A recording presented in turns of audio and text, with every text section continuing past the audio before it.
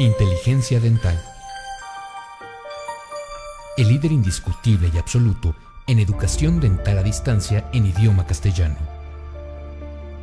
Le da la más cordial bienvenida a esta conferencia grabada.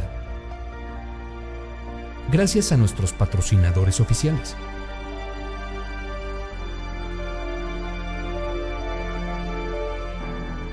Le ofrecemos siempre un amplio abanico de temas útiles y de actualidad, entregados con alta calidad, por excelentes conferencistas.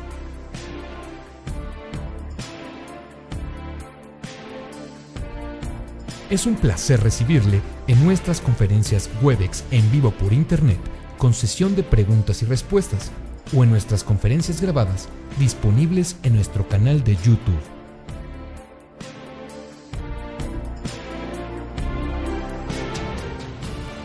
Sus sugerencias y comentarios son bienvenidos en promo@inteligenciadental.com. Por último, le invitamos a visitar nuestro website, en donde encontrará toda la información disponible: www.inteligenciadental.com. Que disfrute esta conferencia.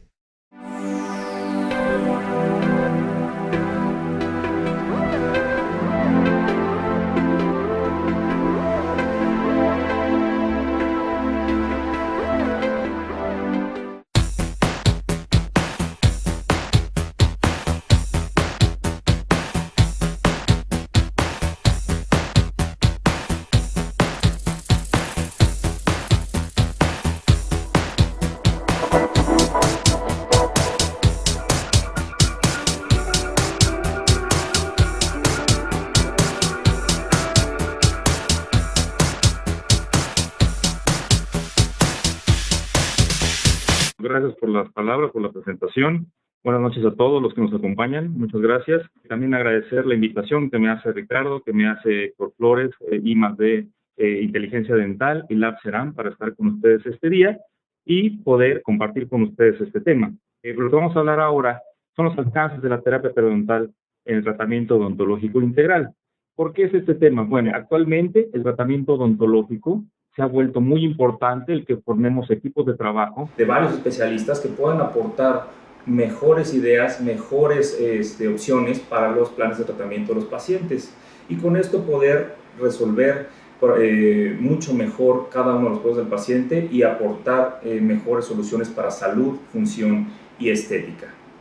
Ya ha pasado el tiempo de que en donde al odontólogo se le veía como no sé, a la persona que hacía sangrías, que hacía algunos tratamientos, que era muy doloroso, que todos los tratamientos que provocaban eran sangrientos y dolorosos, ¿no?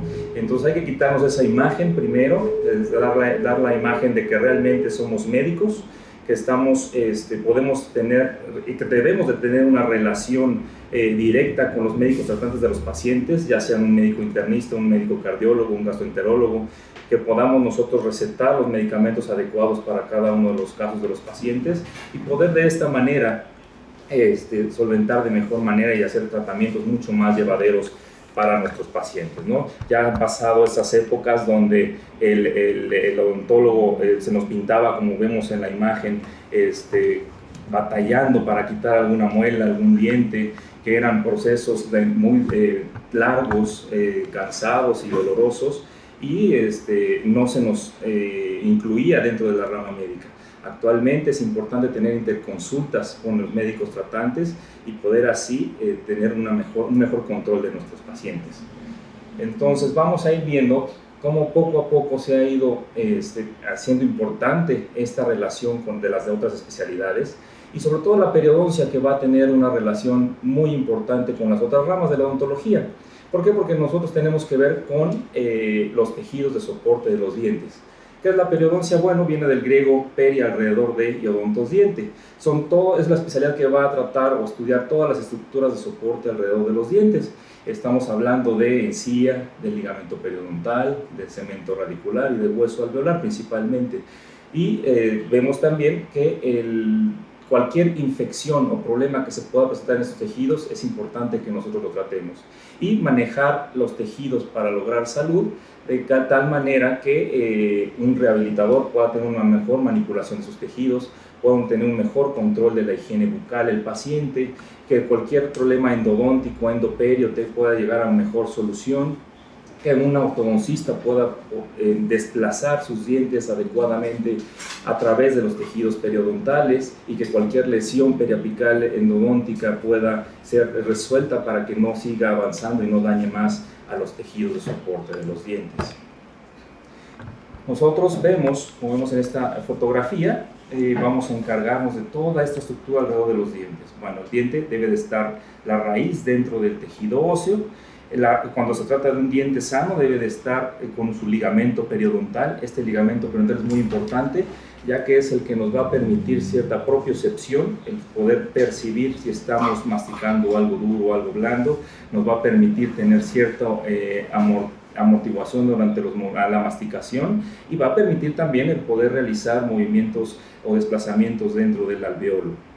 El hueso alveolar que va a soportar y está diseñado para soportar también ciertas fuerzas de presión y de tensión, y el tejido gingival que va a estar cubriendo todo este aparato para protegerlo, y que vamos a tener dos tipos de encía, que eso también es muy importante. Tenemos, como vemos, la encía más de tono rosa pálido que va a estar alrededor de los dientes, que va a ser la encía queratinizada, la encía que va a proteger, es una encía fibrosa que va a proteger a los dientes contra cualquier traumatismo, agresión o daño. Debajo o encima de esta vemos la línea mucogingival que la va a unir a la mucosa alveolar. La mucosa alveolar, como ya sabemos, es un tejido móvil desplazable que no va a proteger a los dientes. Por eso es el caso que cuando al paciente se le dice que se está retrayendo la encía, realmente no se está retrayendo, se está perdiendo el hueso que está soportando la encía, y aparte está perdiendo la encía de protección, esa encía queratinizada que es muy importante para proteger estos dientes. Entonces se va exponiendo lo que es el cemento radicular, y como sabemos también el cemento radicular no tiene esmalte. Es por eso que el cemento radicular es más susceptible a desgastes, a hipersensibilidad, a caries dental. Entonces todo este aparato de soporte es el cual en mi práctica yo me enfoco para poder dar mejores resultados al tratamiento de los pacientes. Sabemos que principalmente tenemos dos tipos de enfermedades en boca, tenemos la caries dental y la enfermedad periodontal. La que a mí me compete es la enfermedad periodontal, va a ser provocada por la placa dentobacteriana, esas colonias de bacterias que van a existir en la boca de los pacientes, y que ya está demostrado que hay cierta susceptibilidad genética para presentar este tipo de infección bacteriana. Porque es típico el caso donde llegan los pacientes y, por ejemplo, la esposa nos dice: es que yo me cuido más que mi esposo y mi esposo tiene menos problemas que yo. Es por la susceptibilidad. El paciente debe aparte de tener placa dentobacteriana que esté provocando la infección, debe de tener cierta susceptibilidad o ciertas condiciones para que esta infección se lleve a cabo.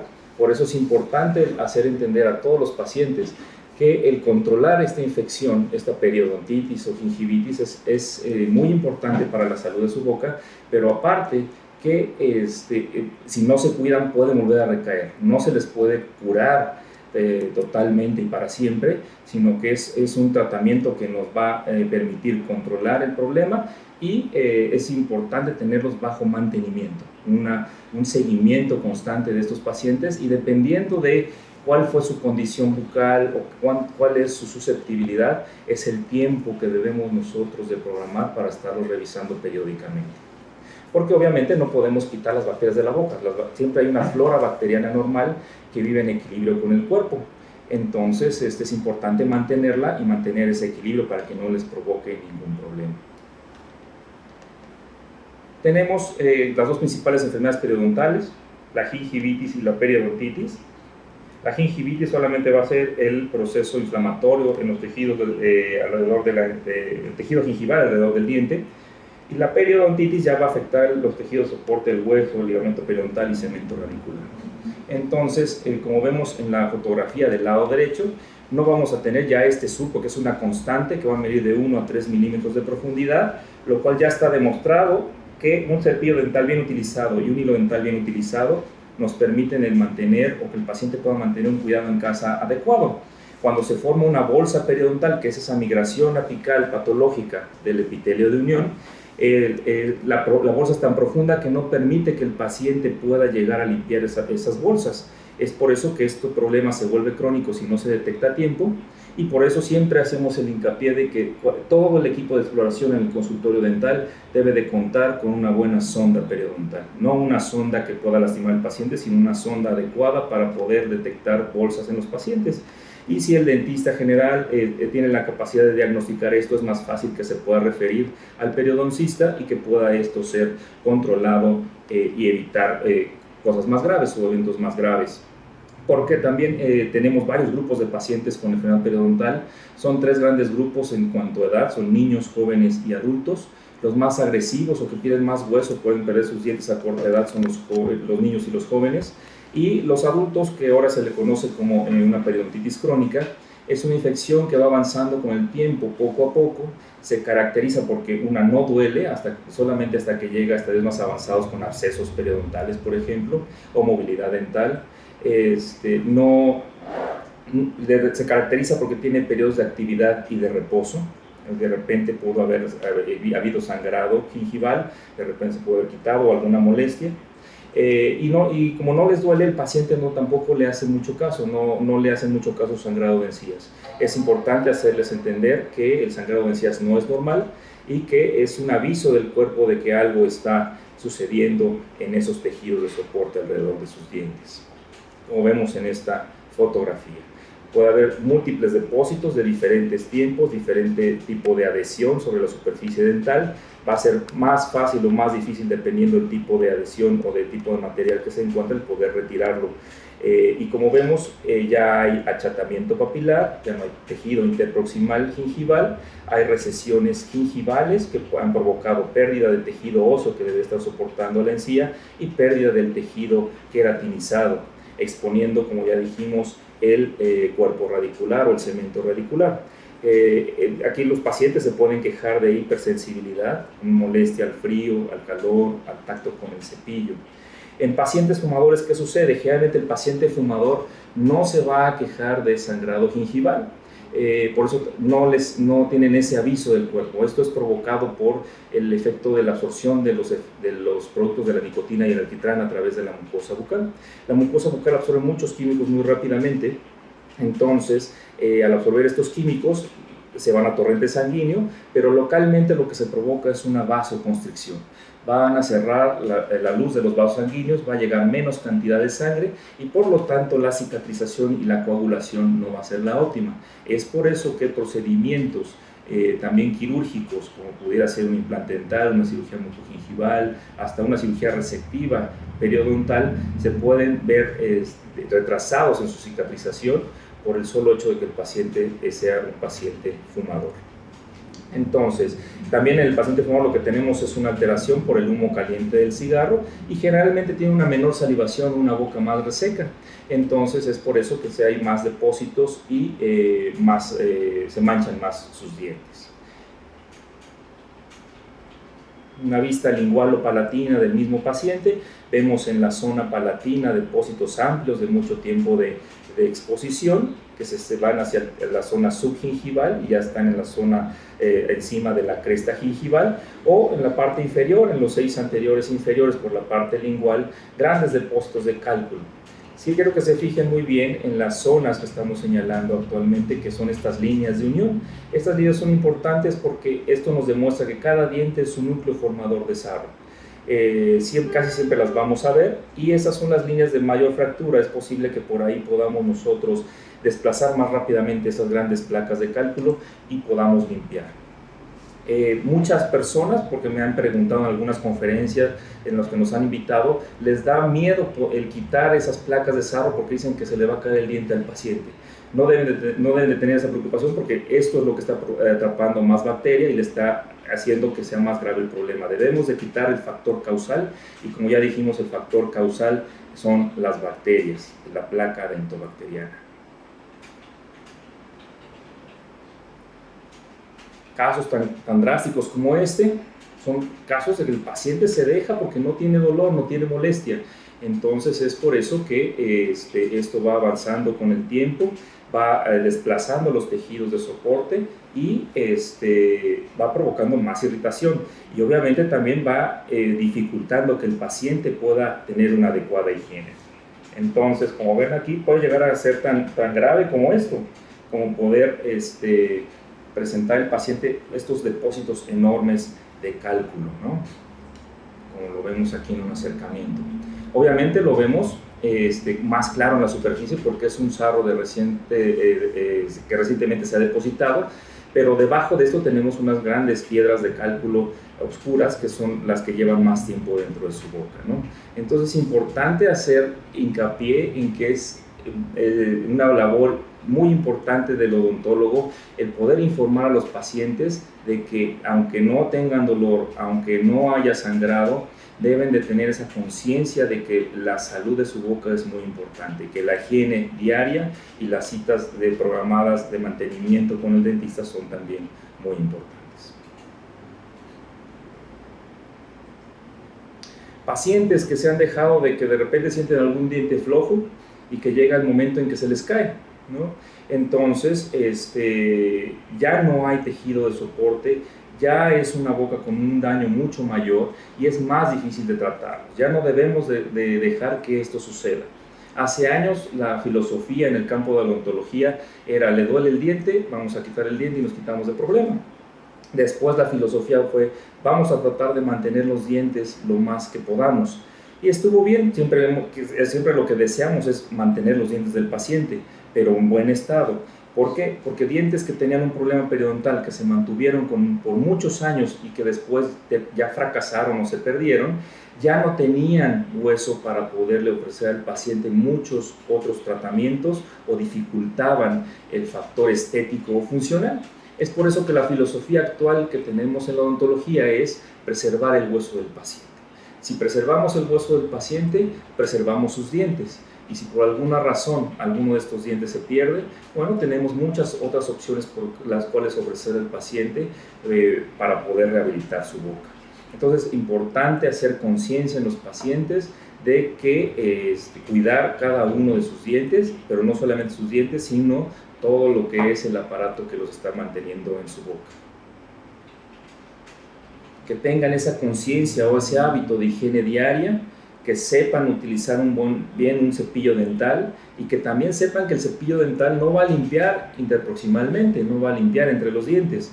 Es por eso que siempre debemos de buscar los aditamentos que puedan ayudar de mejor manera a los pacientes, ya sea un hilo dental en sus diferentes variaciones o un buen cepillo interproximal que también sea adecuado para poder limpiar entre los dientes, ya que el cepillo dental nunca va a entrar y vamos a encontrarnos con estos casos donde ya tenemos muchos depósitos, muchas manchas por nicotina y ya pérdida de tejido que nos provoca achatamiento papilar, recesiones y una irregularidad en la arquitectura gingival. La vista lingual de la misma paciente, en donde vemos igual las grandes placas de cálculo y las manchas por nicotina. Una mala odontología también es un factor causal de que se atrape más placa dentobacteriana. ¿Por qué? Porque no están dejando las áreas o los contornos dentales de forma adecuada. Entonces, un mal manejo de un material dental va a provocar, que no tengamos un adecuado contorno y que esto traumatice a los tejidos gingivales, o también que el mal manejo del material provoque que no esté bien sellado, que penetre bacteria, que tenga más caries el paciente, molestias. Entonces ya no debemos de estar en una odontología de estar parchando al paciente, solamente haciendo trabajos individuales en la boca del paciente. Tenemos que ver la boca de los pacientes como un todo, como un solo aparato que va a funcionar en armonía. Entonces es importante hacer un plan de tratamiento integral. Entonces, una mala odontología, como vemos aquí, la que estamos señalando, tenemos a la larga, aparte de caries en la estructura dental, una mayor irritación en los tejidos periodontales.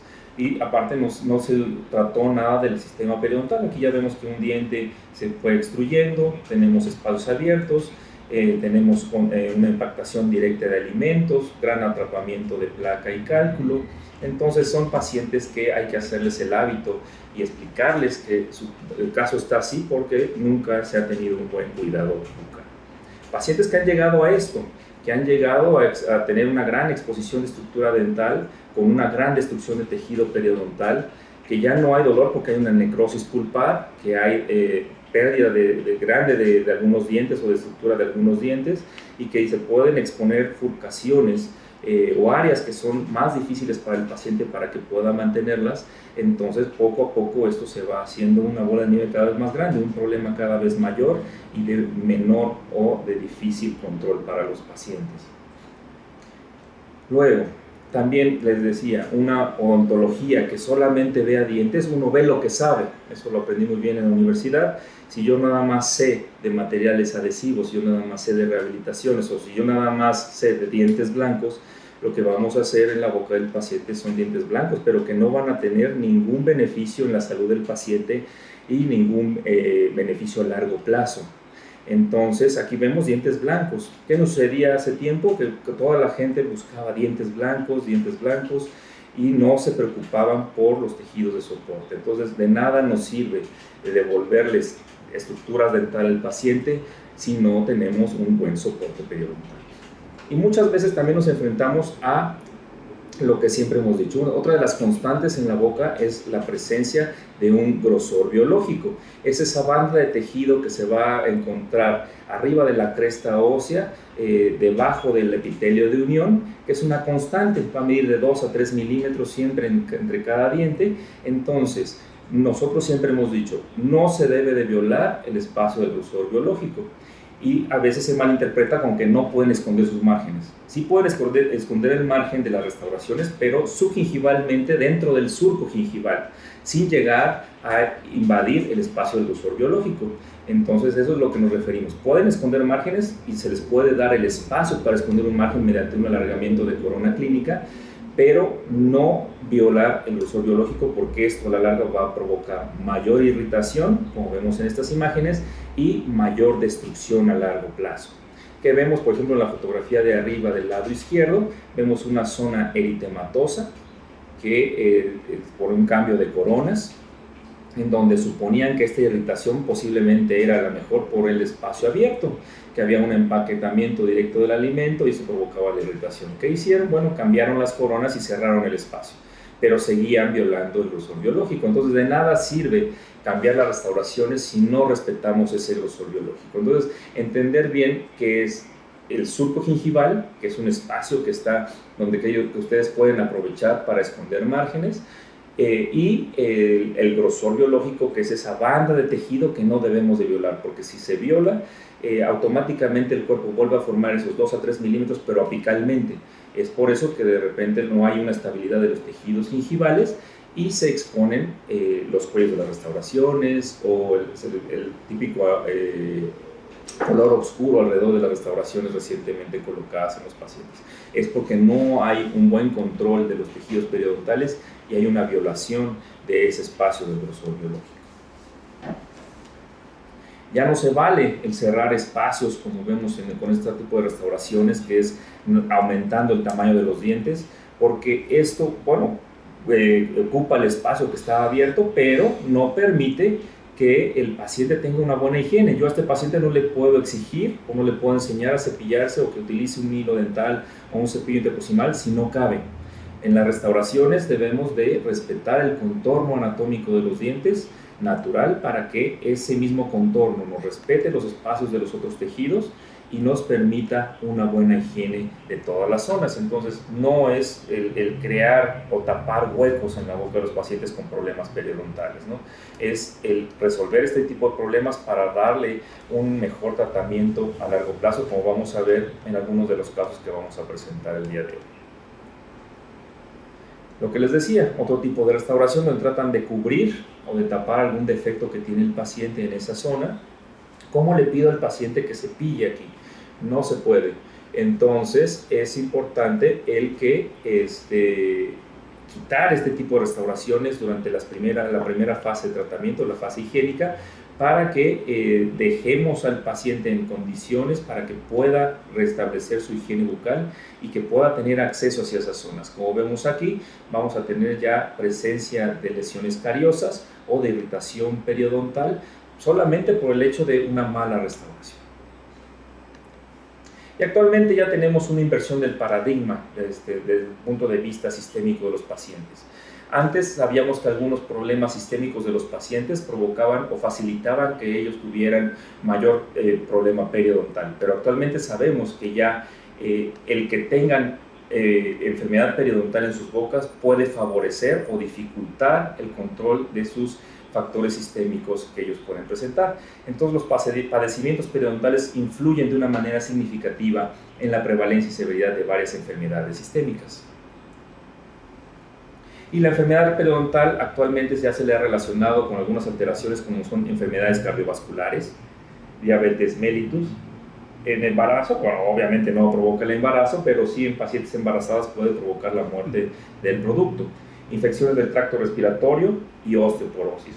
Entonces son varias las relaciones que tenemos de pacientes con problema periodontal que puede verse afectado o puede agravar su problema sistémico. Enfermedades cardiovasculares, bueno, ¿qué pasa? Que estamos frente a una infección en la boca del paciente y esa infección puede irse al torrente sanguíneo y afectar al corazón. Entonces, en pacientes con infarto al miocardio o con alguna enfermedad valvular cardíaca, se ha visto en estudios de los 90s que pacientes con enfermedad periodontal tienen un mayor riesgo de presentar una enfermedad cardiovascular, más de un 25%, por lo que el tratamiento periodontal debe de ayudar a evitar o permitir un mejor control de estos problemas isquémicos coronarios y miocárdicos en los pacientes. Entonces, ya desde entonces empieza a ver la importancia de que el paciente tenga un buen control de su salud bucal, porque estas bacterias pueden irse a través de torrente sanguíneo a alguna de las válvulas del corazón y provocar un daño valvular y una falla en el funcionamiento del corazón, del retorno o de transmisión de sangre. Entonces es importante porque esas bacterias se establecen en las valvas o en los bordes de las válvulas y pueden provocar daños y estas ya no van a cerrar adecuadamente. Entonces es así como puede llevarse a cabo ese daño. En pacientes diabéticos, bueno, ¿qué pasa? Siempre hemos sabido que la diabetes predispone que el paciente tenga infecciones y como la enfermedad periodontal es una infección, entonces esto hace que sea más fácil que el paciente tenga una infección periodontal. Pero actualmente ya sabemos que es también del otro sentido, que la infección periodontal va a dificultar que los pacientes diabéticos puedan ser controlados. Estudios epidemiológicos han demostrado que pacientes con diabetes tienen un mayor riesgo de presentar una enfermedad periodontal. Eso ya lo sabíamos, como cualquier otra infección. Pero sabemos que los lipopolisacáridos de los microorganismos gram negativos presentes en la enfermedad periodontal producen una mayor resistencia a la insulina y por lo tanto alteran el control de la glucosa en sangre. Es más difícil controlar a un paciente diabético, que lo puedan controlar de su nivel de glucosa, si el paciente tiene una infección presente, en este caso una infección periodontal. Por eso ahora ya sabemos que la relación es bidireccional. No solamente el factor de diabetes provoca un mayor riesgo de enfermedad periodontal, sino la infección periodontal dificulta el control del problema diabético en los pacientes. Pacientes embarazadas, ¿qué pasa con ellas? Bueno, se ha visto que puede haber riesgo de recién nacidos de peso reducido.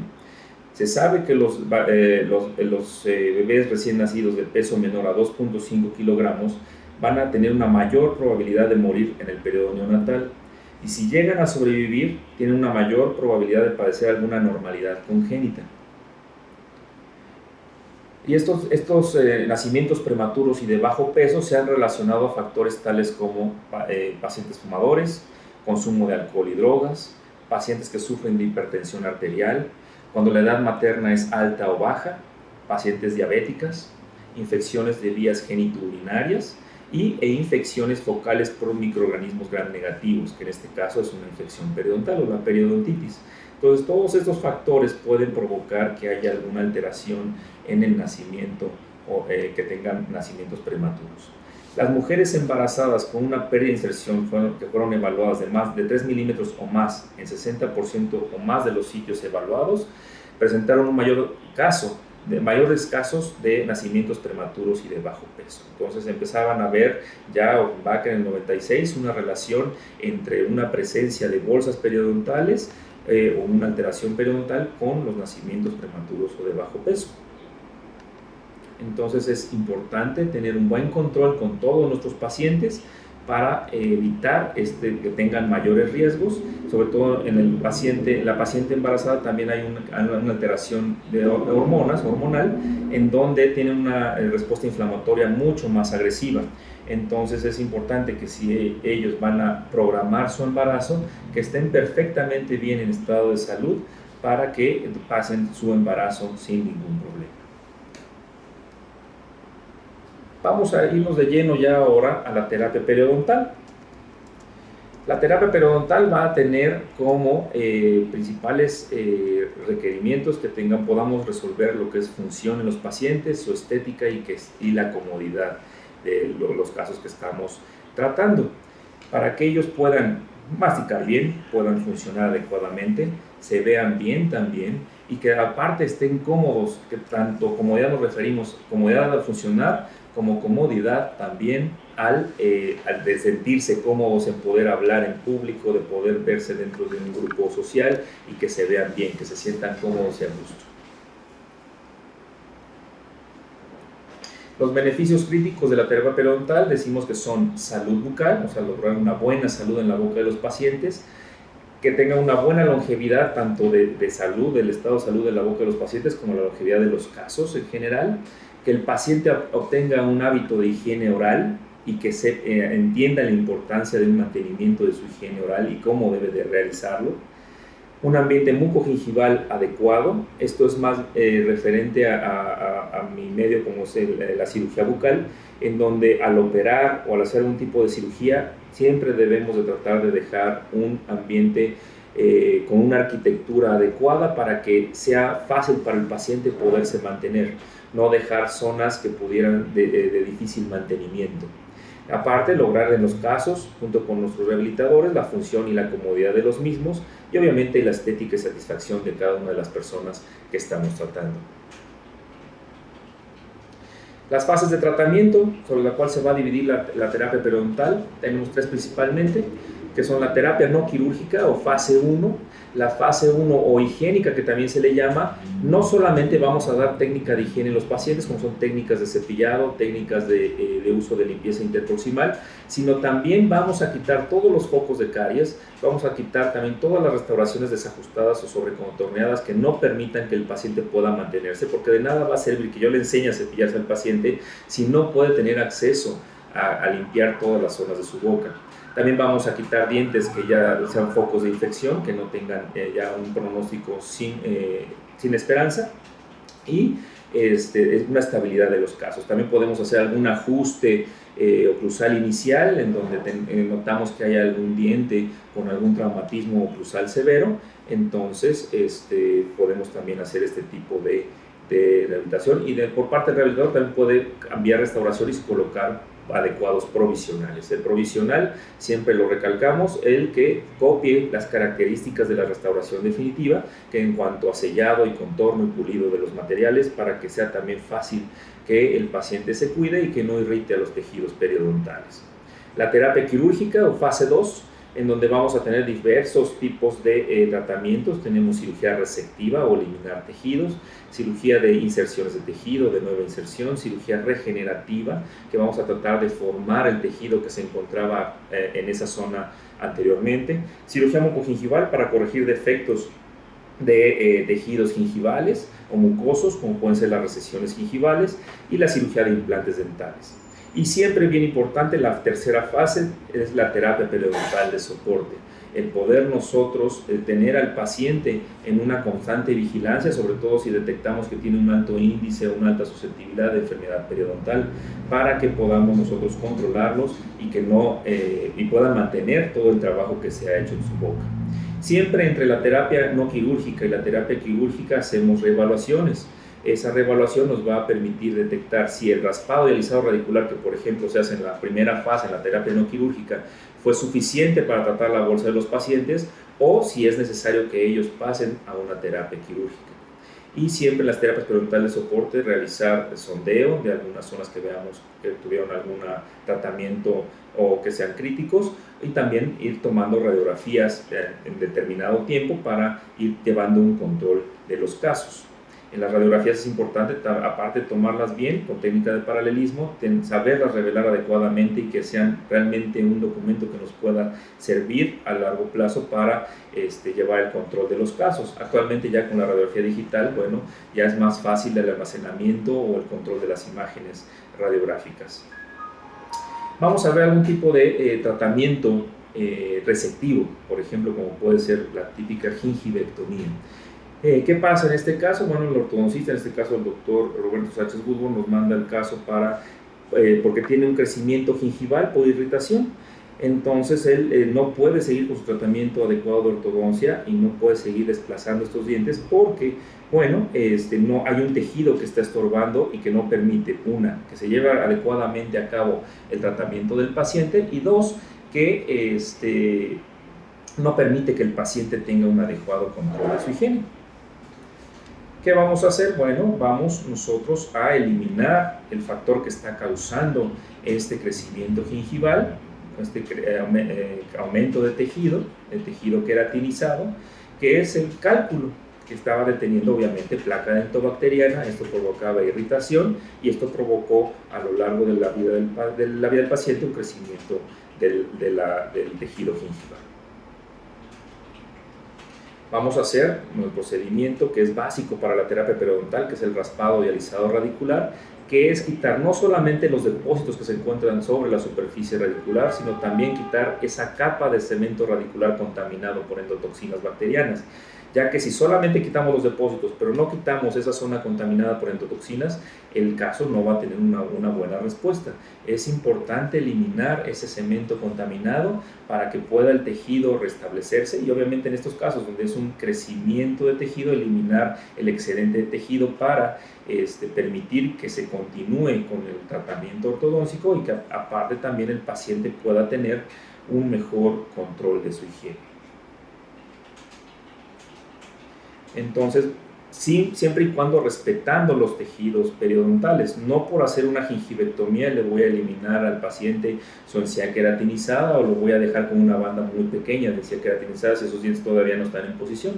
Entonces, debo de respetar esa banda de tejido queratinizado, que cuando esos dientes estén en posición, bueno, van a ayudar a su mantenimiento a largo plazo.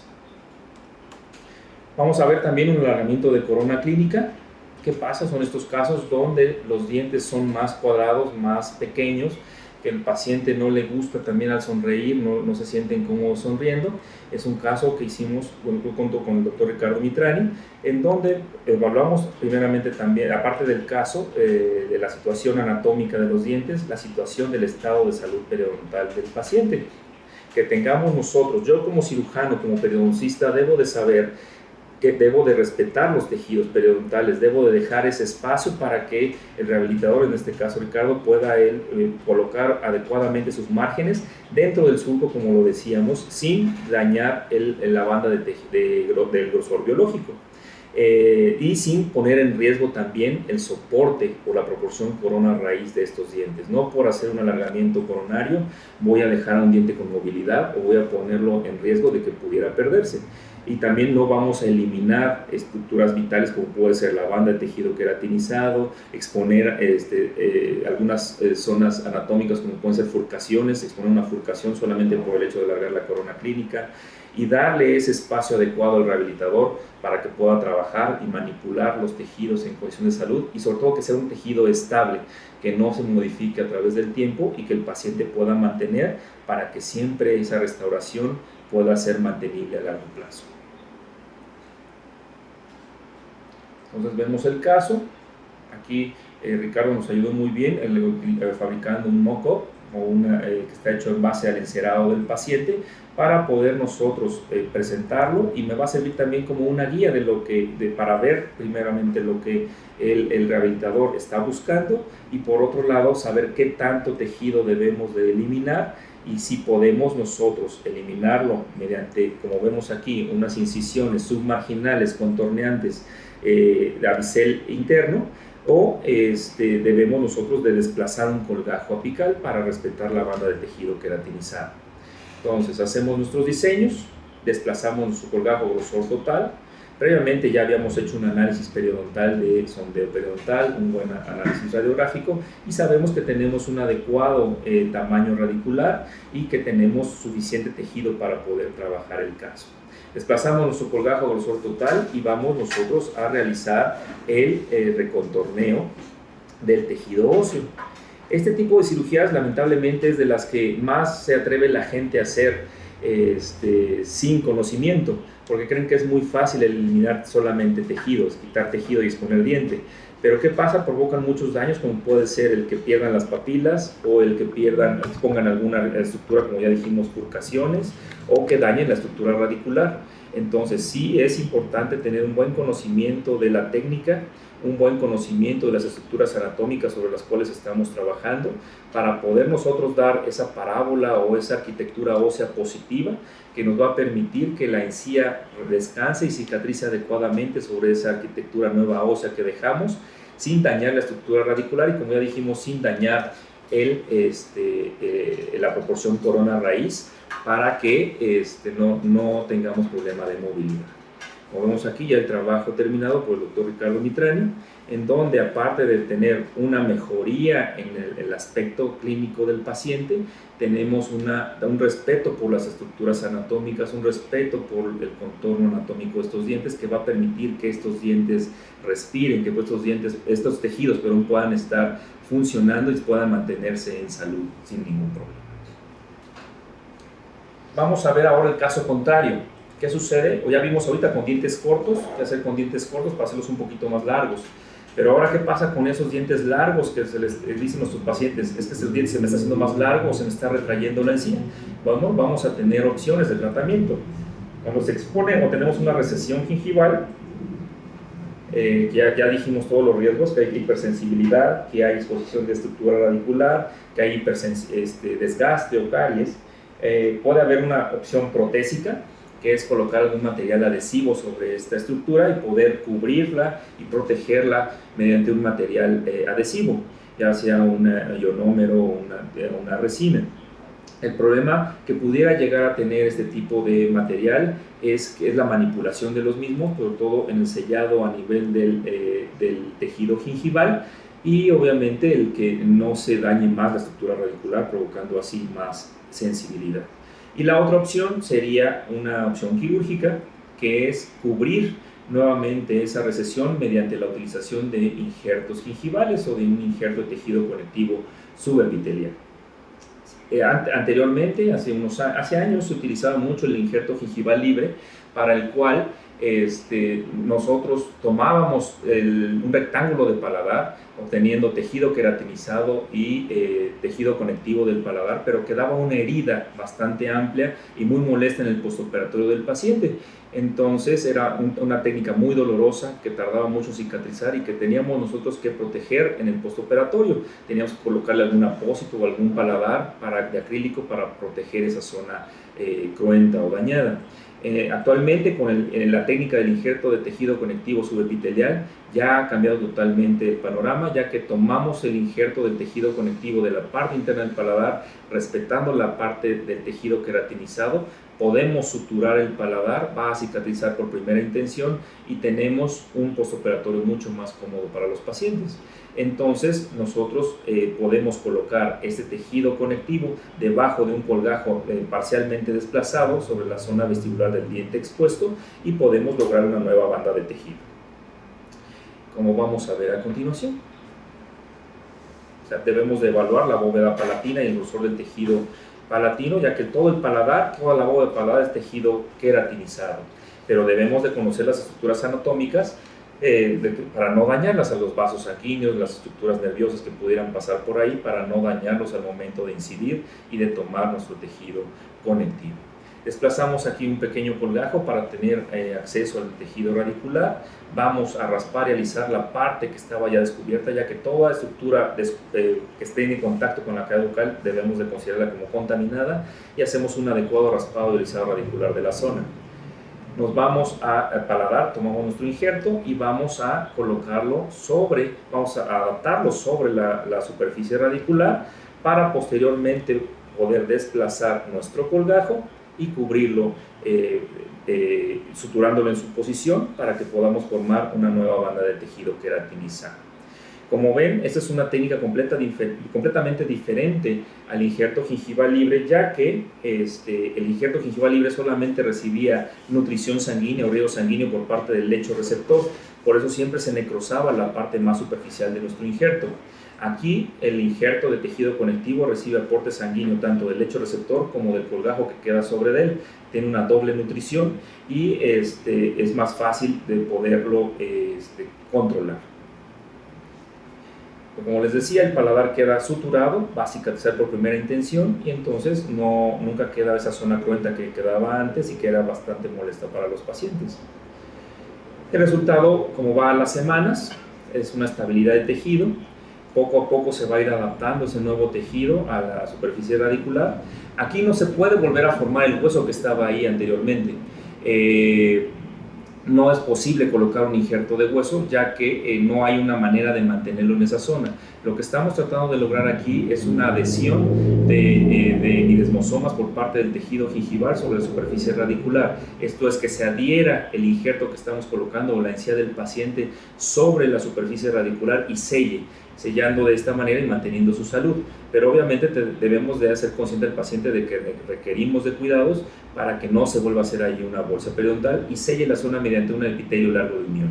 Entonces ese epitelio largo de unión nos va a permitir que haya un sello biológico y que no se nos forme fácilmente una bolsa en esa zona. ¿Okay? Entonces pasamos de esto a esto mediante un injerto de tejido conectivo subepitelial. Aumento de proceso. ¿Para qué nos puede servir también el injerto de tejido conectivo subepitelial? No solamente para cubrir raíces, también nos puede servir para aumentar volumen en ciertos procesos, por ejemplo en la zona de la premaxila, donde no estamos pensando en colocar un implante dental, entonces no necesitamos crear hueso, pero sí podemos nosotros devolver un poco de volumen por medio de un injerto de tejido conectivo subepitelial. Aquí también un caso que hicimos con el doctor Ricardo Mitrani, en donde se nota el colapso en la zona de la premaxila, en la zona del diente 1.1 y 1.2, en donde vamos a tratar de devolverle ese volumen para que los dientes o los pónticos que haga el doctor Mitrani tengan ya ese perfil de emergencia, esa salida del tejido de lo más natural posible y que se vea muy natural el resultado estético final. Entonces desplazamos un colgajo a grosor parcial, para tener nutrición también por parte del periósteo como del colgajo. Vemos la amplitud del colapso vestibular por la ausencia de los dientes. ¿Qué sucede? Que el hueso en boca no se va a estimular de igual manera que los huesos de las extremidades. No es lo mismo que un brazo que estuvo fracturado y que después empieza con terapia fisiológica de hacer ejercicio para restablecer la función muscular y la estabilidad del hueso. No se puede hacer en la boca. El hueso de la boca se va a tener un estímulo por medio de la función masticatoria a través de las raíces. Cuando se pierden las raíces, ese hueso ya no se estimula y es por eso que con el tiempo se va reabsorbiendo.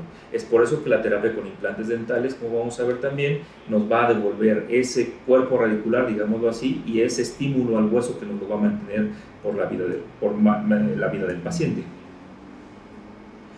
Así es como tomamos el injerto de tejido conectivo subepitelial. Realizamos dos incisiones, una que va superficial, una que va hacia el periósteo, para tomar esa hoja de tejido conectivo. No estamos respetando el tejido queratinizado que va a quedar cubriendo el paladar. Adaptamos nuestro colgajo, lo suturamos y vamos viendo cómo va creando ese efecto de volumen, tanto en altura como en sentido vestíbulo palatino. Entonces vamos estabilizando el caso, vamos suturando y vamos permitiendo que este tejido vaya cicatrizando y se vaya adaptando con el tiempo para que después ya sea un tejido más estable y en el cual ya se pueda trabajar y se puedan elaborar nuevos pónticos. Entonces es de esta manera que junto con el doctor Mitrani resolvimos este caso y podemos nosotros estar evaluándolo, tratando de mantener ese tejido en las mejores condiciones posibles. Ahora vamos a ver, ya vimos dientes grandes, dientes cortos a grandes, dientes que se fueron exponiendo a cubrirlos, y ahora vamos a ver un poco de regeneración. La técnica de regeneración lo que trata es de devolver al tejido que se encontraba en esa zona y que se ha perdido para volverlo a crear. Entonces, ¿de qué se basa la técnica de regeneración? Bueno, se basa en el principio de que los tejidos crecen a diferente velocidad o reparan a diferente velocidad. Entonces sabemos que un tejido óseo que se ve dañado puede volverse a formar tejido óseo mineralizado en un periodo de aproximadamente unos 10-12 meses. Mientras que un tejido gingival va a ser el que más rápidamente se puede reparar. Entonces es un tejido que ha sido lastimado, una encía que se ha dado se ha lastimado con el cepillo, se ha lastimado con un alimento, se está reparando en unas 6 u 8 semanas. Entonces lo que hacemos con la técnica de regeneración es poder nosotros colocar algún tipo de material, ya sea un material de membrana reabsorbible o no, o un material de injerto de hueso, como vamos a ver en este caso, para nosotros ocupar ese espacio, que se mezcle el material con la sangre del paciente, evitar que se meta el tejido gingival nuevamente en ese espacio y permitir para que el hueso se forme nuevamente en esa zona. En los tejidos en presencia de dientes esperamos que se forme también algo de ligamento periodontal y de cemento radicular, y en el caso de implantes dentales, bueno, que se forme un tejido óseo adecuado. Entonces vamos a limpiar perfectamente bien todo ese tejido granulomatoso que se forma en la zona del defecto, y vamos a rellenarlo en este caso con un injerto óseo. Posteriormente vamos a desplazar nuestro colgajo para que tenga un adecuado aporte sanguíneo y una estabilidad del mismo, que no se desplace y que se mantenga en ese sitio para que realmente se forme un tejido óseo adecuado. En tejido óseo nos va a permitir también, los injertos de hueso nos van a permitir el preservar los procesos alveolares que han perdido, por ejemplo, toda la tabla vestibular o que han tenido un daño periodontal amplio. Nosotros podemos hacer la extracción y prepararnos al momento de la cirugía para tratar de recuperar algo de esa estructura del proceso alveolar para poderla restablecer, y que cuando termine de madurar este tejido óseo podamos nosotros pensar tal vez en la colocación de un implante dental. Entonces es importante el que ahora también se programen las extracciones y no se hagan, que se puedan programar en caso de que sea posible, para que no se nos colapsen las zonas y podamos nosotros manipular los tejidos a nuestro favor y poder recuperar altura y amplitud en los casos. También tenemos preservación de procesos post-extracción. Vamos a presentar un caso que también hicimos con el doctor Mitrani, en donde también nosotros hicimos la extracción de estos dientes en malposición para poder reconstruir la parte anterior mandibular y poder después colocar una rehabilitación protésica. Debemos de hacer o realizar la extracción de manera traumática para respetar los tejidos periodontales y no perder más tejido al momento de extraer estos dientes. No debemos de perder más hueso. Vemos la amplitud de la destrucción de los alvéolos y vamos nosotros a recuperar esa anatomía por medio de la colocación de injertos de hueso, y debido a su amplitud también vamos a utilizar unos injertos gingivales acelulares como membranas para tratar de obtener también un material que me mantenga el hueso en su sitio y también que me dé una estabilidad del tejido gingival. Suturado el caso, la colocación de provisional, la cicatrización, como está estable el tejido, tenemos una buena banda de queratinizado con una buena profundidad de vestíbulo, y puede ya entonces el rehabilitador, en este caso el doctor Mitrani, poder colocar adecuadamente sus preparaciones, sus líneas de terminación, tomar impresiones y poder colocar su rehabilitación final, como vemos en este caso. Entonces, estabilidad, la salud nos va a dar eso, que esté estable el tejido, que lo puedan manipular mejor y que puedan ustedes tener también una mejor manipulación de sus materiales dentales. Vamos a ver lo que decíamos, vamos a extraer algún diente preservando el proceso alveolar para evitar su colapso y posteriormente poder colocar un implante dental. Vamos a extraer este lateral que ya previamente habíamos sondeado y vimos que tiene un problema periodontal severo, un defecto vertical amplio, no tiene nada de tabla vestibular y parte profundamente hacia dentro del alveolo también tiene mayor pérdida de hueso. Hacemos la extracción atraumática, eliminamos el tejido granulomatoso de la zona Rellenamos, colocamos el injerto de hueso y en este caso también colocamos un material de membrana reabsorbible para mantener el injerto en su sitio, que no se nos desplaza, para que realmente podamos formar hueso.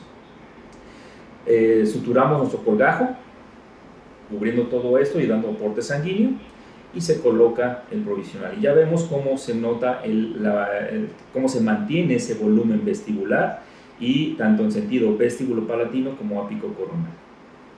La colocación del provisional, el caso suturado, el caso la cicatrización a la semana antes de quitar puntos. Vemos que es muy estable el tejido, buen volumen se ha logrado, y podemos nosotros entonces esperar, dejar pasar un tiempo para entonces después colocar un implante dental.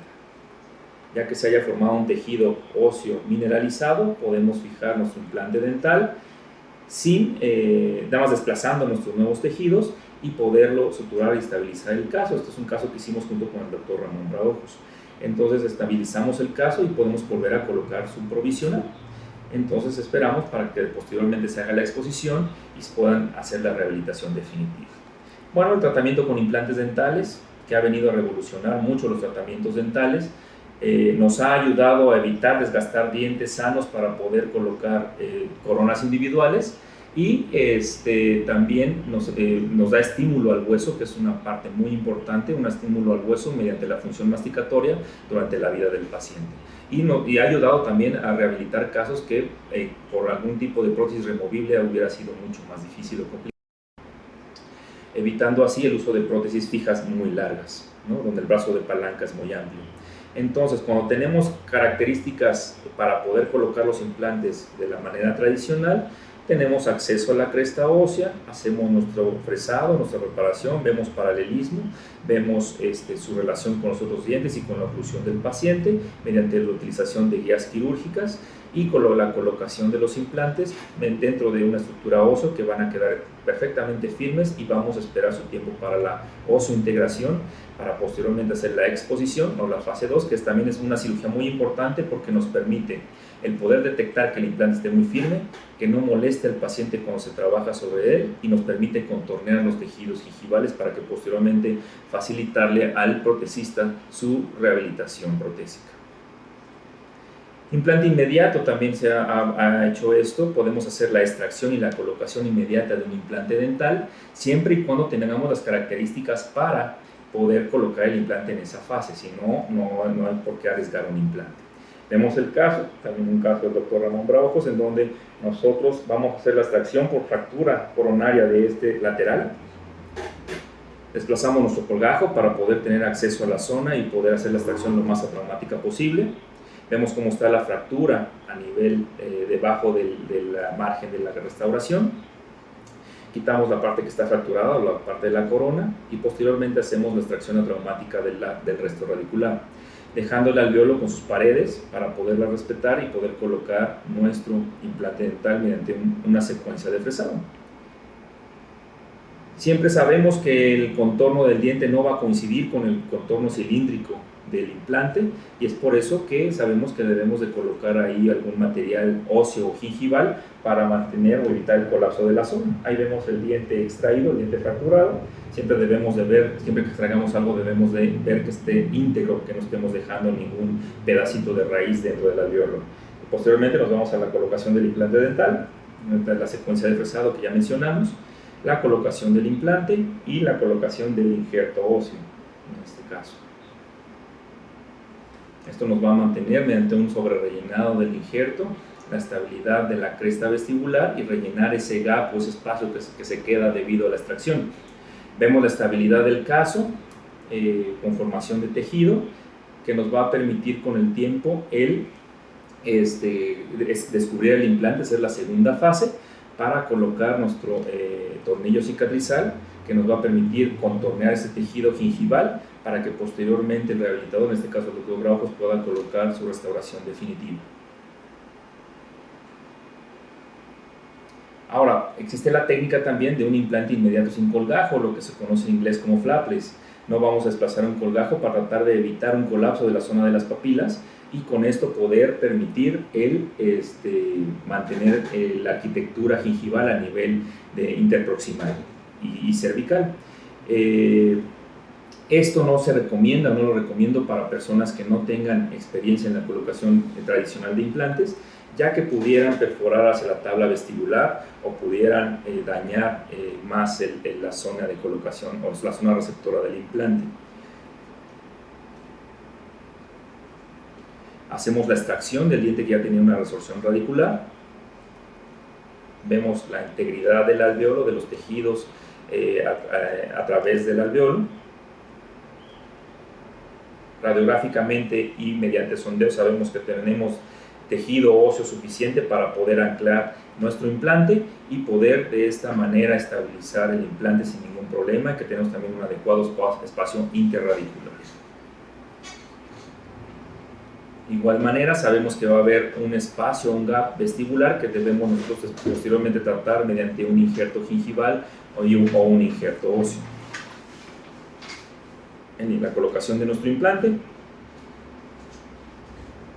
todo es sin levantar un colgajo para mantener la estabilidad de la arquitectura gingival y evitamos el colapso de la zona de las papilas gingivales. La segunda fase, mediante la colocación de un tornillo cicatrizal, mientras el paciente estuvo utilizando un provisional, para posteriormente, ya que está estable el caso, poder colocar su restauración definitiva, en este caso también el doctor Braujos, para la estabilidad del caso. Ahora, hay casos donde no buscamos formar hueso, que debemos de aumentar un proceso con tejido blando. ¿Qué es lo que sucede? Bueno, llega un caso como este, en donde tenemos la paciente de unos 19 años de edad, sufre un accidente automovilístico y pierde su central. Al perderlo, le colocan un implante, lamentablemente lo colocan muy apical, entonces el resultado es que la corona es demasiado larga. El implante sí está integrado, pero no le gusta a la paciente el resultado estético, sobre todo de la corona que tiene, que trataron de disimular en sí con porcelana rosa a nivel cervical. Entonces tomamos radiografías, sondeamos, analizamos el caso y lo que determino es que se debe de poder reparar esto, pero solamente si quitamos la corona que ya trae la paciente y tratamos de volver a dormir o cubrir el implante que traía. Entonces vamos nosotros a quitar la corona, vamos a volver a colocar el tornillo de primera fase para ver mediante un provisional cuánto es lo que nos falta de tejido para poder cubrir ese defecto y lograr un mejor contorno al final del tratamiento. Lo que decidí hacer en este caso es un injerto de tejido conectivo subepitelial sobre la zona del alveolo, dando un grosor adecuado para que el colgajo, tanto vestibular como palatino, nos permitiera cubrir este injerto. La cicatrización a la semana, en donde estamos viendo el aumento o la arquitectura que nos está quedando en el caso, la cicatrización palatina, de donde tomamos el injerto, la zona donadora del tejido conectivo, y al momento que vamos a quitar nuestras suturas. La vista después de unos meses, tanto vestibular como coronal, para ver entonces ya la exposición del implante. Aquí lo importante es exponerlo sin levantar un colgajo, utilizando un sacabocados para colocar un tornillo de segunda fase adecuado, de dimensiones adecuadas, para poder mantener todo ese tejido nuevo que hemos formado gingival. Así como vemos cómo va con el provisional, ya vemos un aumento con un volumen, con un cierto perfil de emergencia,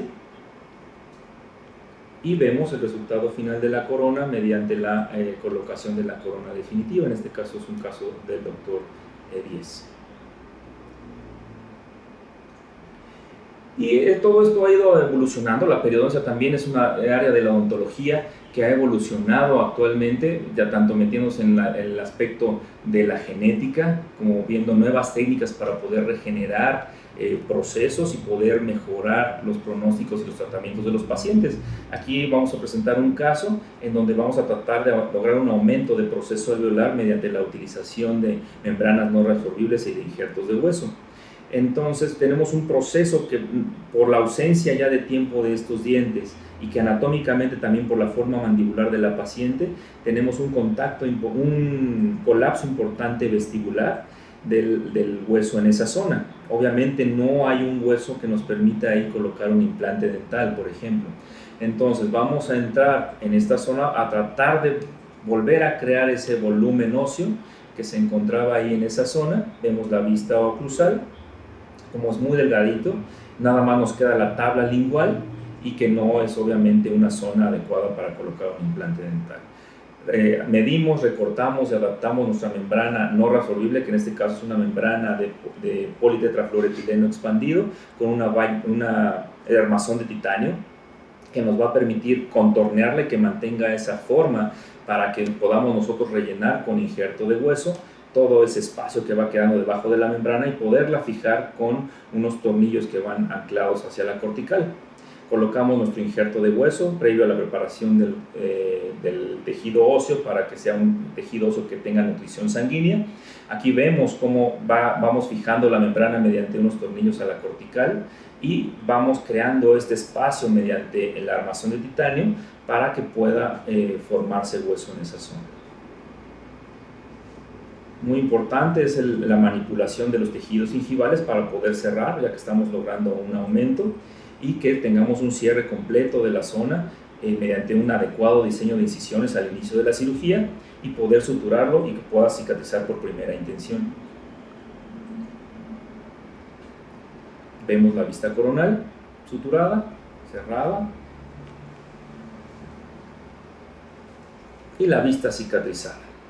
¿Okay? Ya vemos cómo ha cicatrizado el tejido, cómo se ve totalmente diferente a como lo vimos anteriormente. Dejamos pasar los meses necesarios, el tiempo necesario para poder quitar la membrana, ver que lo que se está formando ahí debajo es una nueva cresta, un nuevo hueso, y que tengamos nosotros un tejido que podamos dejar madurar para posteriormente colocar un implante dental.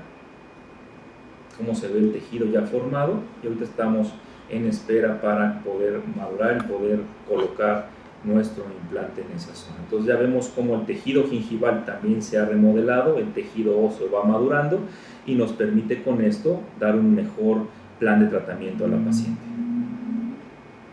Vamos a concluir. Bueno, ¿qué es lo que buscamos? Como ya sabemos, el formar buenos equipos de trabajo va a ser muy importante para nuestro trabajo clínico diario. El formar equipos rodeados de especialistas que aporten nuevas ideas o ideas que puedan resolver de mejor manera los tratamientos de los pacientes es muy importante. Que tengamos un grupo de trabajo, que tengamos la misma filosofía de trabajo, que sepamos cuáles son las opciones que funcionan mejor en nuestras manos y poder recomendar lo mejor a cada uno de los pacientes. Siempre lo que vamos a buscar es la salud, la función y la estética de los mismos, siempre logrando esto mediante un tratamiento integral multidisciplinario. Y tener siempre la secuencia de tratamiento, porque muchas veces tratan de brincarse pasos o no llevan adecuadamente un tratamiento, sí, porque no llevan una adecuada secuencia de tratamiento. Primeramente, el tratamiento de emergencia. Si el paciente llega con dolor, hay que quitarle el dolor para poder nosotros entonces diagnosticarlo. No puedo diagnosticar o no puedo valorar a alguien que tenga dolor. Tengo que quitarle el dolor, y ya que le quite el dolor o la molestia, entonces ya puedo pasar al siguiente paso, que es el diagnóstico y plan de tratamiento. Ya al tener bien establecido el plan de tratamiento, vamos ordenándolo en fases, como ya vimos, la fase higiénica o no quirúrgica, la fase quirúrgica y la fase restaurativa, y por último meter al paciente siempre en una terapia periodontal de soporte. Cada cuándo ver a estos pacientes dependiendo cuál sea su susceptibilidad, cuál fue el trabajo que se les realizó en boca y qué tanto hemos nosotros determinado que se pueden cuidar. Y lograr con esto la salud de nuestros pacientes, que eso va a ser lo más importante, la satisfacción por parte de los pacientes del trabajo que estamos realizando en su boca, y crear sobre todo en ellos esa conciencia de hábito de higiene bucal y lo importante que tiene para cada persona el mantener esta salud bucal. Por mi parte, terminamos la conferencia. De nuevo agradecer a Inteligencia Dental, a LabCeram, a Héctor Flores, a Ricardo Mitrani por la invitación. Espero que hayan disfrutado mi presentación, y si tienen alguna duda, para que puedan contactarnos para poderla realizar. Muchas gracias.